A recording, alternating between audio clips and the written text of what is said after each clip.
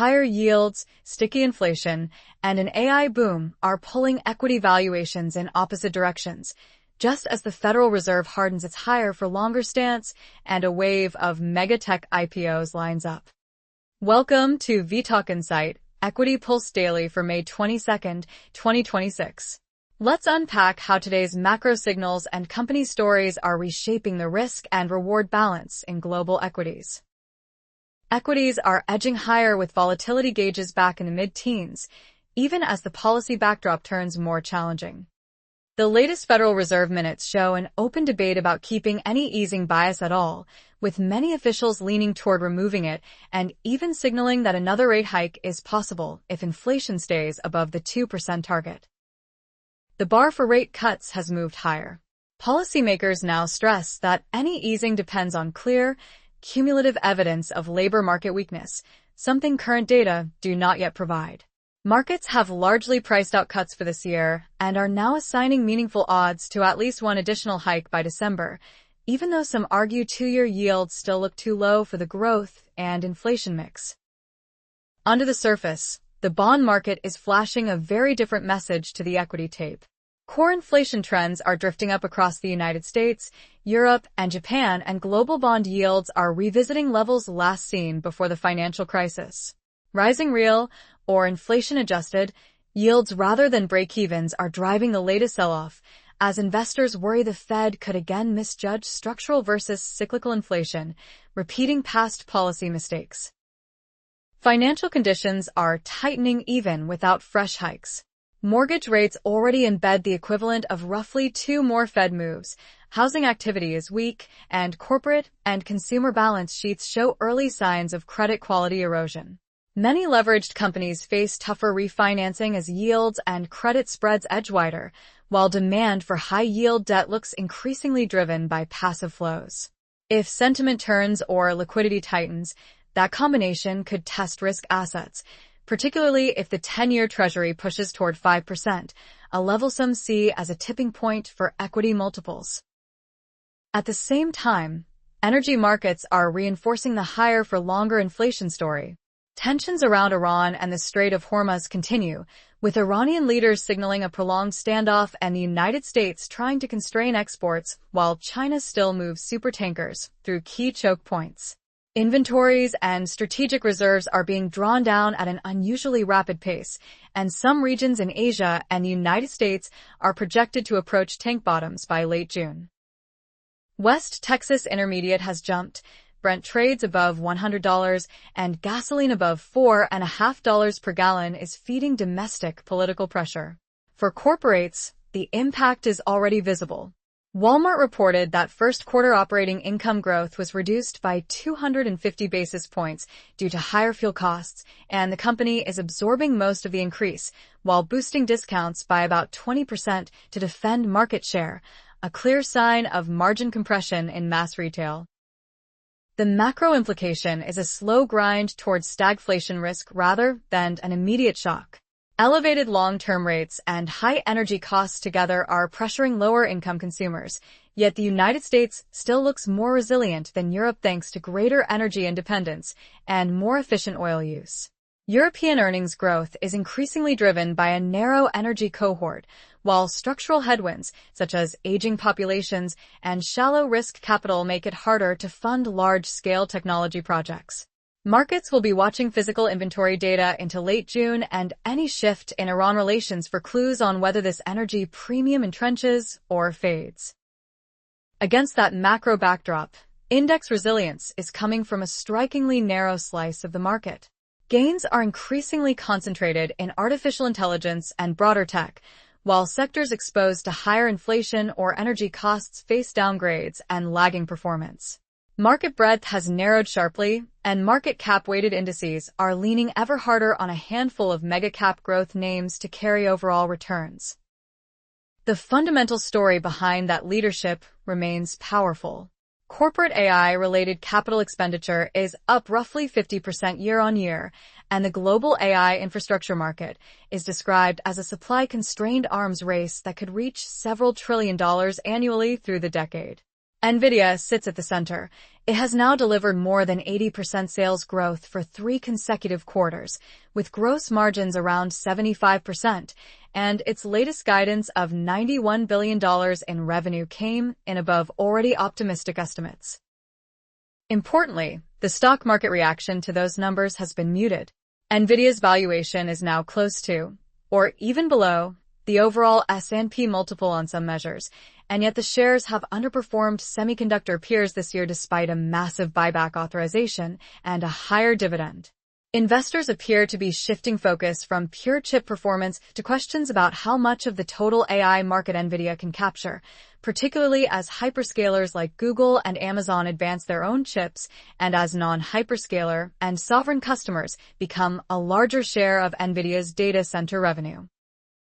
Positioning adds another layer of tension. AI remains the dominant equity theme, with investors crowded into related names across the United States, Taiwan, and Korea, and hedge funds rotating exposure from American semiconductors into Asian chipmakers, making Asia the most net bought region in May. At the same time, valuations in semiconductors look stretched versus technical trends. A market froth indicator shows 9.5 out of 10 signals flashing red, and passive strategies are on track to dominate overall flows over the coming decade. That combination of crowding, momentum, and passive ownership could amplify any reversal if AI earnings or capex plans fall short of today's very high bar. The next major test for risk appetite is likely to come from primary issuance rather than from earnings. A cluster of mega IPOs is lining up, led by SpaceX, OpenAI, and Anthropic, at a time when many bubble risk indicators are already elevated. SpaceX alone is targeting a valuation between $1 and $1.5 trillion, with some talk of levels even closer to $2 trillion, implying revenue multiples around 80 times.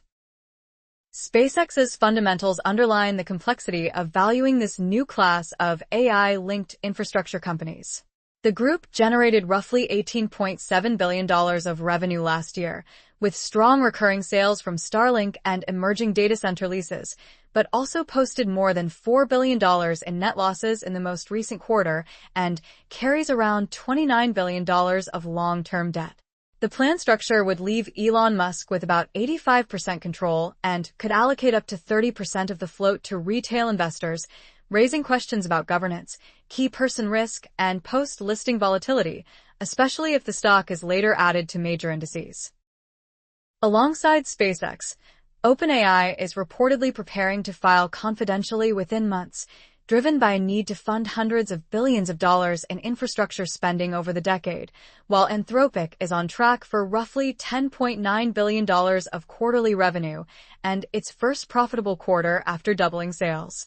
These listings will help set valuation benchmarks for the broader AI ecosystem and could either validate current private market pricing or force a reset if demand falls short.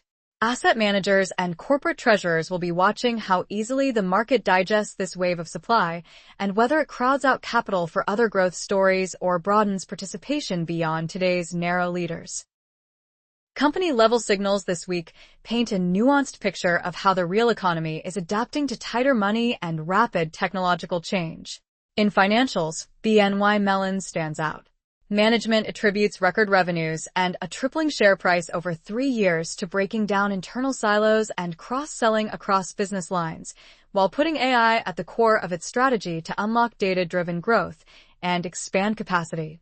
With the firm settling about 95% of the United States Treasury market each day and overseeing roughly a fifth of global investable assets, its transformation underscores how scale providers can use technology to deepen moats even as the wider industry braces for workforce reductions in traditional back-office roles. Government spending is also reshaping parts of the tech landscape. IBM shares jumped after securing around $1 billion of United States government funding tied to quantum chip development, reinforcing its positioning at the intersection of AI and quantum computing. More broadly, a $2 billion federal equity initiative in quantum firms, including a $100 million injection into D-Wave, is expected to accelerate commercialization timelines by several years. For listed equities, that kind of state-backed capital can pull forward revenue opportunities for select hardware and software vendors, even as it raises questions about long-term market discipline. The consumer picture is sharply bifurcated. Walmart is sacrificing near-term margins by absorbing fuel costs and leveraging high-margin advertising and marketplace businesses to support aggressive pricing, while also investing in AI tools to improve efficiency without cutting headcount. At the other end of the spectrum, Ralph Lauren delivered nearly 14% share gains on strong earnings driven by 31% sales growth in Asia and resilient demand from higher-income customers. Discount-focused players like Ross Stores, which raised full-year earnings guidance after beating estimates, and beauty specialist ELF Beauty, which rallied on strong skincare momentum, highlight ongoing demand for value and affordable indulgence, even as a brewing price war with Kroger's largest cuts in 2 years threatens broader retail sector margins.